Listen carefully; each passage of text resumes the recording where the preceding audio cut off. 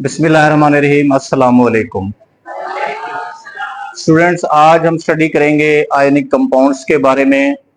Ionic compounds को study करते हुए हमने पीरियोडिक टेबल के अंदर ये देखना है कि वो कौन से ग्रुप्स हैं जो रिएक्शन में हिस्सा लेते हैं एलिमेंट्स उनके। जैसे हम देखते हैं फर्स्ट ग्रुप है और सेकंड ग्रुप है। फर्स्ट और सेकंड ग्रुप के जो एलिमेंट्स हैं सारी मेटल्स हैं। क्या हैं? मेटल्स हैं। तो मेटल्स इलेक्ट्रोपॉजिटिव होती हैं, इलेक्ट्रॉन देने की सलाहियत रखती हैं। क्या करती हैं? इलेक्ट्रॉन देने की सलाहियत रखती हैं। तो इसलिए हम इनको इलेक्ट्रोपॉजिटिव कह रहे होते हैं कि ये इलेक्ट्रोपॉजिटिव हैं। इसी तरह से अगर हम देखें ग्रुप 15 को, ग्रुप 16 को, ग्रुप 17 को, तो उनमें सारी की सारी नॉन मेटल्स हैं। उनमें सारी की सारी क्या है? नॉन मेटल्स हैं। और नॉन मेटल्स इलेक्ट्रॉन लेती हैं ना कि देती हैं। तो नॉन मेटल्स चूंकि इलेक्ट्रॉन ले रही हैं इसलिए वो क्या है? इलेक्ट्रो नेगेटिव हैं। क्या है? इलेक्ट्रोनेगेटिव हैं। अब ये बात आप जहन में रखेंगे कि ग्रुप 1 और 2 के अंदर मेटल्स हैं और इलेक्ट्रॉन देती हैं, इसलिए इलेक्ट्रो पॉजिटिव हैं। क्या है? इलेक्ट्रो पॉजिटिव हैं।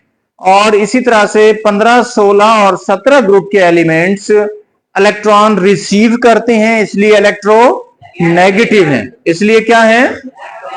इलेक्ट्रोनेगेटिव हैं। अगर इन दोनों के एलिमेंट्स को इकट्ठा मिलाया जाए और उन्हें रिएक्शन के लिए छोड़ा जाए तो ये इलेक्ट्रॉन देकर और इलेक्ट्रॉन रिसीव करके अपने दरमियान एक बॉन्ड बना लेती हैं, जो इसे केमिकल बॉन्ड कहती हैं। और उस केमिकल बॉन्ड की बदौलत ये नए कंपाउंड्स की शक्ल अख्तियार कर लेती हैं।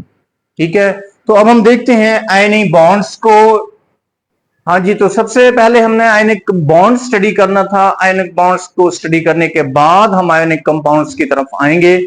तो गलती से आयनिक कंपाउंड्स मैंने लिख दिया था, तो उसको मैंने करेक्शन की है।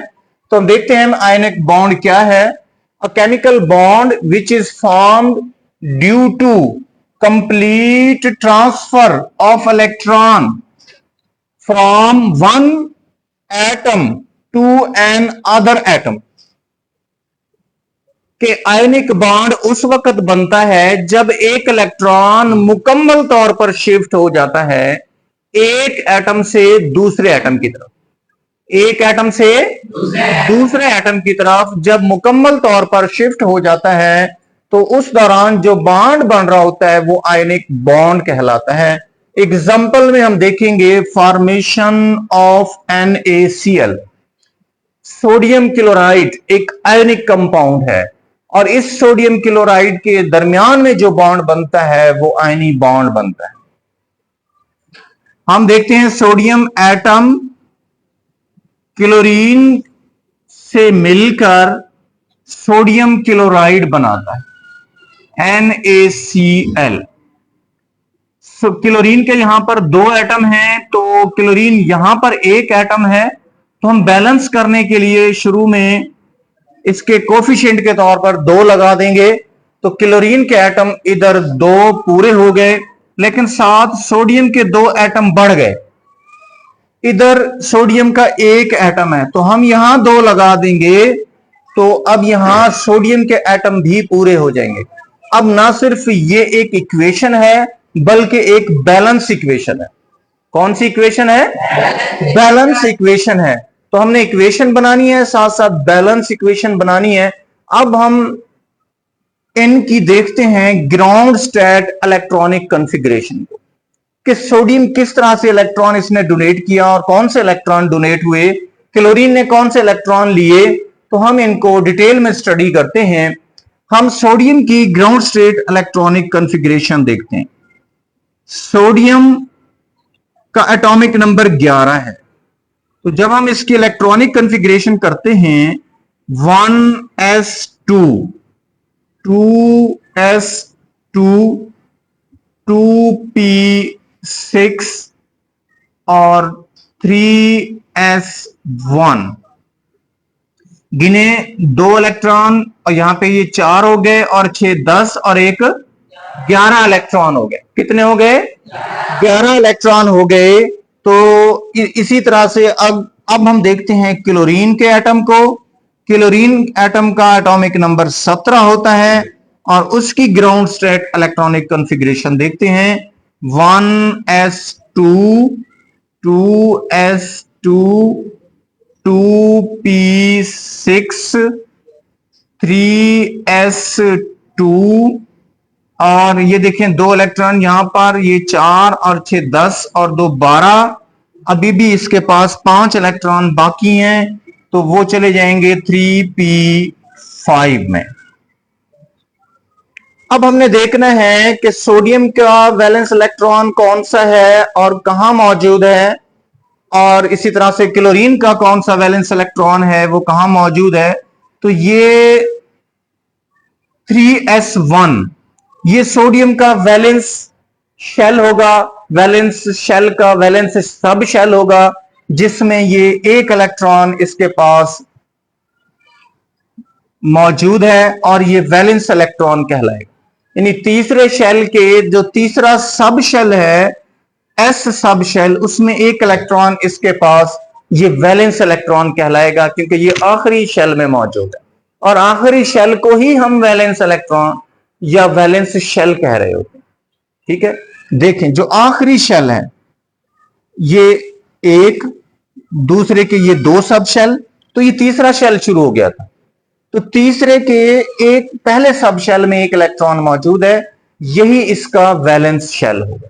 वैलेंस का मतलब आखिरी शेल जो सबसे आखिर में मौजूद होता है, और उसमें जो इलेक्ट्रॉन मौजूद होंगे उनको वैलेंस इलेक्ट्रॉन कहेंगे, उनको वैलेंस। अब इसके वैलेंस इलेक्ट्रॉन कितने हुए? एक। कितने हुए? एक वैलेंस इलेक्ट्रॉन है। अब इसी तरह से हम देखते हैं, ये तो पहला शेल मुकम्मल हो गया जिसमें एक ही सब शेल था, दूसरा शेल मुकम्मल हो गया जिसमें 2 सब शेल थे। तो अब यहां पर जो है ना तीसरा सब शेल है, यहां 6 अगर होते तो ये भी मुकम्मल हो जाता, लेकिन ये नामुकम्मल है। यहां पर ये जो तीसरा शेल है उसमें 3s2 और 3p5 ये सब शेल हैं, और ये वैलेंस, इनके अंदर जो इलेक्ट्रॉन मौजूद हैं यही वैलेंस इलेक्ट्रॉन कहलाएंगे। ये क्लोरीन का आखिरी शेल, उसमें मौजूद इलेक्ट्रॉन वैलेंस इलेक्ट्रॉन, उसमें मौजूद इलेक्ट्रॉन वैलेंस इलेक्ट्रॉन कहलाएंगे। तो इसका वैलेंस इलेक्ट्रॉन 1 है, इसके वैलेंस इलेक्ट्रॉन कितने हो गए? 7। कितने हो गए? 7 इसके वैलेंस इलेक्ट्रॉन हो गए। कितने हो गए? 7 वैलेंस इलेक्ट्रॉन हो गए। तो अब हम सोडियम को इस तरह से भी लिख सकते हैं, Na और ये इसके ऊपर डॉट, कि डॉट का मतलब एक इलेक्ट्रॉन इसके वैलेंस शेल में मौजूद। कहां मौजूद है? वैलेंस शेल में मौजूद है। इसी तरह से हम क्लोरीन को भी लिख सकते हैं, क्लोरीन Cl, और इसके साथ हम इलेक्ट्रॉन इसके लगाते हैं। 2 इलेक्ट्रॉन इधर मौजूद हैं, 2 इधर मौजूद हैं, 2 इधर मौजूद हैं, और यहां पर एक इलेक्ट्रॉन मौजूद है। गिने जरा, 2 4 6 और 1 7। तो ये हमने सिर्फ वैलेंस शेल के इलेक्ट्रॉन दिखाए। कौन से इलेक्ट्रॉन दिखाए हैं? वैलेंस शेल के इलेक्ट्रॉन दिखाए हैं। अब होता क्या है, सोडियम के ऊपर डॉट लगाया हमने कि इसके वैलेंस शेल में एक इलेक्ट्रॉन मौजूद है।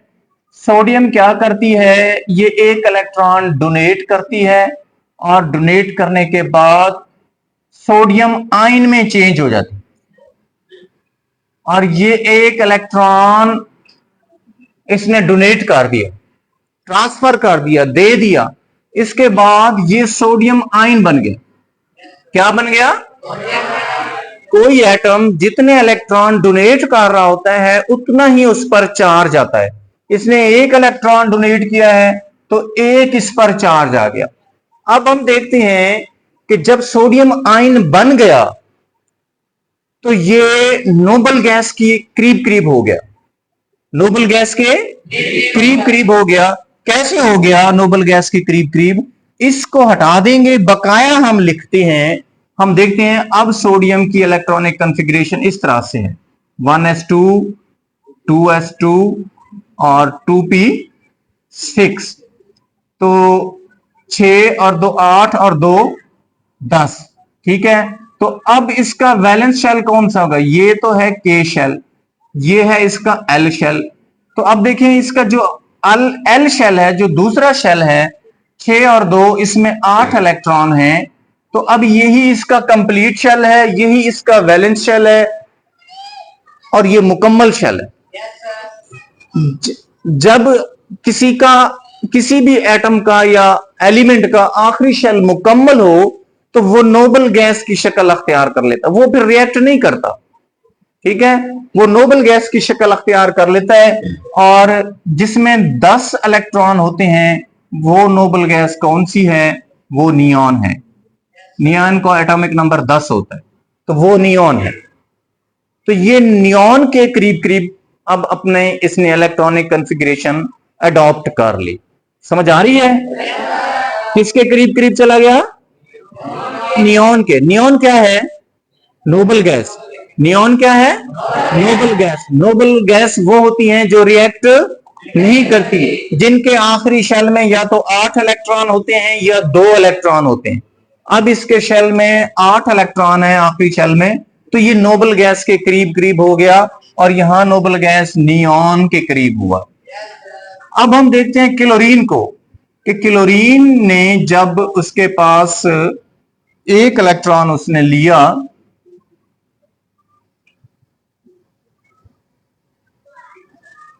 तो 1 इलेक्ट्रॉन लेने के बाद अब वो किसके करीब करीब चला गया? हम देखते हैं कि 1s2 2s2 2p6, 6 और 2 8 और 2 10 हो गए। ये एल शेल, ये के शेल। अब तीसरा शेल शुरू हो जाएगा 3s2 3p6। तीसरा शेल जो कि एम शेल है, अब उसमें भी इसके पास 8 इलेक्ट्रॉन हो गए। 2 4 6 10। 10 के बाद जो तीसरा शेल था, यहां पर देखें इसका ये वैलेंस शेल था। 2 के बाद 5 इलेक्ट्रॉन थे। कितने थे? 5 इलेक्ट्रॉन थे। अब 5 की बजाय कितने हो गए? 6 हो गए। तो या तो इसने 8 इलेक्ट्रॉन मुकम्मल करने होते हैं या 2 इलेक्ट्रॉन मुकम्मल करने होते हैं। सबसे आखिरी शेल में इसने 8 इलेक्ट्रॉन मुकम्मल कर लिए हैं। ये भी नोबल गैस के करीब चला गया है, आर्गॉन के करीब करीब चला गया। आर्गॉन का एटॉमिक नंबर 18 है। 2 4 6 10 12 और 6 18। तो इसके कितने इलेक्ट्रॉन हो गए? 18 इलेक्ट्रॉन हो गए। तो इस तरह से ये नोबल गैस के करीब करीब पहुंच जाते हैं। अब ये जो दोनों मुखालिफ चार्ज हैं, सोडियम आइंस और क्लोराइड आइंस, ये एक दूसरे से रिएक्ट करते हैं। रिएक्ट करने के नतीजे में इनके दरमियान फोर्स ऑफ अट्रैक्शन पैदा हो जाती है और उसको हम बॉन्ड लाइन से जाहिर करते हैं। इस फोर्स ऑफ अट्रैक्शन के नतीजे में जो कंपाउंड बनता है वो NaCl है।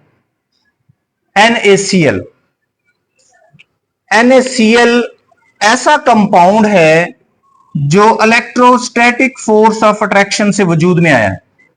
ये इलेक्ट्रोस्टैटिक फोर्स ऑफ अट्रैक्शन कौन सी फोर्स है? Electrostatic force. इलेक्ट्रोस्टैटिक फोर्स कौन सी होती है? इलेक्ट्रॉन की फोर्स, जो एक एटम के इलेक्ट्रॉन देने से और दूसरे एटम के इलेक्ट्रॉन रिसीव करने से उनके दरमियान जो फोर्स कायम हो जाती है, उस फोर्स को इलेक्ट्रोस्टैटिक फोर्स कहते हैं। क्या कहते हैं? इलेक्ट्रोस्टैटिक फोर्स कहते हैं। जब हम उसे बॉन्ड लाइन से जाहिर करते हैं तो फिर इसको आयोनिक बॉन्ड कहते हैं। क्या कहते हैं? आयोनिक बॉन्ड कहते हैं। तो ये आयोनिक बॉन्ड हम स्टडी कर रहे थे कि आयोनिक बॉन्ड किस तरह से बनते हैं। तो इलेक्ट्रोस्टैटिक फोर्स की वजह से जो बॉन्ड लाइन बन जाती है दो एलिमेंट के दरमियान, दो एटम्स के दरमियान, वो आयोनिक बॉन्ड कहलाती है। वो क्या कहलाती है? अब इस आयोनिक बॉन्ड की वजह से दो एटम एक दूसरे के करीब करीब आ गए और एक नया प्रोडक्ट बना लिया, एक नया कंपाउंड बना लिया। तो इस कंपाउंड को हम नाम देते हैं आयोनिक कंपाउंड। क्या नाम देते हैं? Ionic compound. तो इस तरह से बेटा आयोनिक बॉन्ड और आयोनिक कंपाउंड्स बनते हैं। तो मालूम हुआ कि आयोनिक कंपाउंड्स एटम के इलेक्ट्रॉन देने और दूसरे एटम के इलेक्ट्रॉन रिसीव करने के नतीजे में बनते हैं। और आप जानते हैं जो NaCl आयोनिक कंपाउंड है, ये पाकिस्तान के अंदर कहां पाया जाता है? खेवड़ा की कान भरी पड़ी हैं। और क्या हमने ये NaCl देखा हुआ है? कहां देखा है? घरों में रोजाना हम हर चीज में इस्तेमाल कर रहे होते हैं, इसको रोजाना देख रहे होते हैं। तो मालूम हुआ वो जो कंपाउंड, वो जो जिसे हम नमक कह रहे होते हैं, वो कौन सा कंपाउंड है? आयोनिक कंपाउंड है। कौन सा कंपाउंड है? और उसमें कौन सा बॉन्ड मौजूद है? आयोनिक बॉन्ड मौजूद है। Thanks for watching. अल्लाह हाफ़िज़।